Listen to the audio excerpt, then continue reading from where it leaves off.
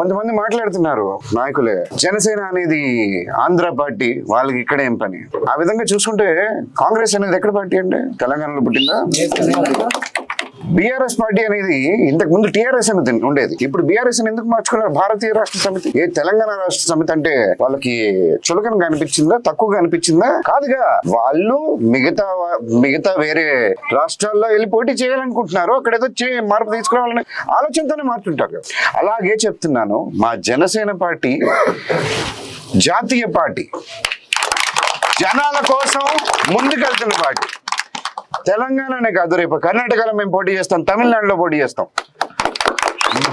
ప్రజలకి జనాలకి ఎక్కడ కావాలి పవన్ కళ్యాణ్ గారు ఇక్కడ అవసరం అంటే అక్కడికి వెళ్ళి పోటీ చేస్తాం.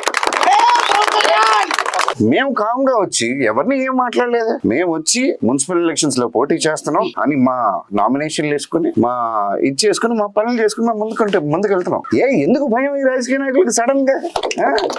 ప్రాంతీయవాదం ఎత్తుతున్నారు. పవన్ కళ్యాణ్ గారు ఇలా అన్నారని మాట్లాడుతున్నారు. అంటే ఇప్పుడే భయపడిపోతే ఇంకా చాలా ఉంది సినిమా. ఇప్పుడే ఎందుకు? ఆగండి, కొంచెంసేపు ఉంచుకోండి, కొంచెం దాచుకోండి లోపల. ఇంకా మేము చూపించాల్సిన చాలా